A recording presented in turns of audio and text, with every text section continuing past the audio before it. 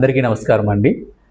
June 19వ తారీఖు మనం ప్రధానమంత్రి వికసిత్ భారత్ రోజ్గార్ యోజన అనే స్కీమ్ని మన గౌరవనీయులు ప్రధానమంత్రి నరేంద్ర మోడీ గారి సారథ్యంలో న్యూఢిల్లీలోని విజ్ఞాన్ భవన్లో నిర్వహిస్తున్నారండి. ఈ స్కీమ్లో ప్రధానమంత్రి వికసిత్ భారత్ రోజ్గార్ యోజన అనగా మనం 2047లో వికసిత్ భారత్ అనే లక్ష్యాన్ని సాధించడానికి అనుగుణంగా మన భారత ప్రభుత్వం వాళ్ళు యువతి యువకుల్లో ఉపాధి అవకాశాలు పెంచడానికి, అలాగే ఉద్యోగ అవకాశాలు పెంచడానికి వీలుగా వాళ్ళకి అంటే ఉపాధి పొందేవారికి, అలాగే ఉపాధి కల్పించేవారి ఇద్దరికీ కూడా ఆర్థిక ప్రయోజనాలు ఇచ్చే దిశగా 2025-26లో PMBBRY అనగా ప్రధానమంత్రి వికసిత్ భారత్ రోజ్గార్ యోజన అనే స్కీమ్ను ప్రవేశపెట్టారు. ఈ స్కీమ్కి మనకి భారత ప్రభుత్వం వాళ్ళు 99,000 కోట్ల కన్నా ఎక్కువ అమౌంట్ను మనకి బడ్జెట్లో ప్రవేశపెట్టారండి.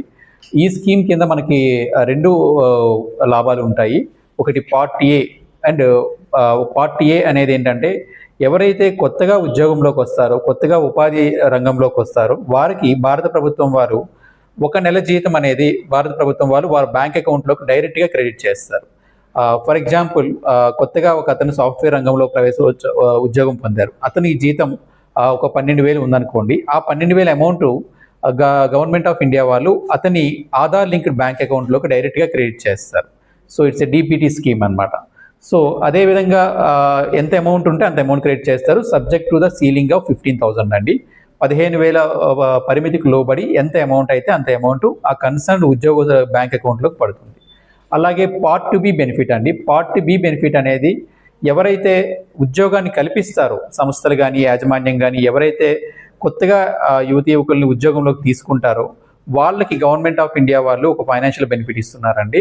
సో దీంట్లో భాగంగా ఎలా ఉంటుందంటే, ఎవరైతే గత సంవత్సరం వాళ్ళు ఉపాధి కల్పించిన వారికన్నా కూడా ఎక్కువ మొత్తంలో, ఎక్కువ సంఖ్యలో కొత్తగా ఉద్యోగ అవకాశాలు కలిగిస్తే, ఆ కొత్తగా ఉద్యోగ అవకాశాలు కల్పించిన వారి సంఖ్యను ఆధారంగా చేసుకొని, వారికి ఇస్తున్న జీతం ఆధారంగా చేసుకొని మనకి ఈ బెనిఫిట్ అనేది వస్తుందండి.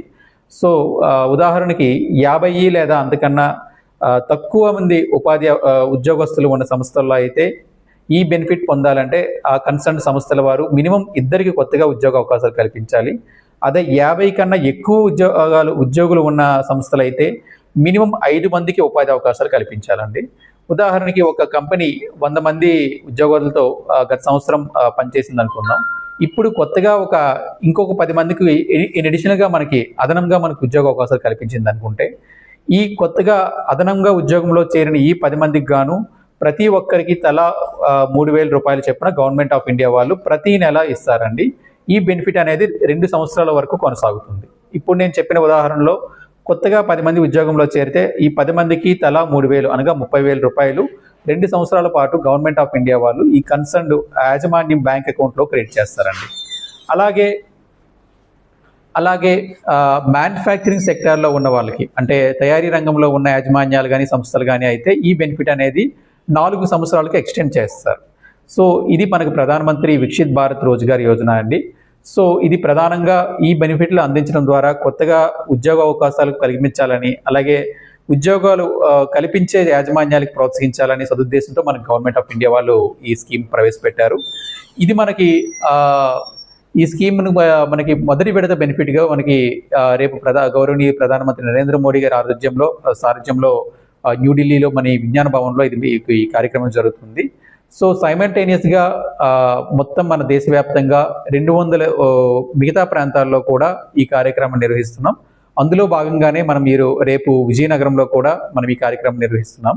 రేపు 4:30 సాయంత్రం 4:30 మనం జిల్లా కలెక్టర్ కార్యాలయంలో ఆడిటోరియంలో ఈ కార్యక్రమాన్ని నిర్వహిస్తున్నామండి.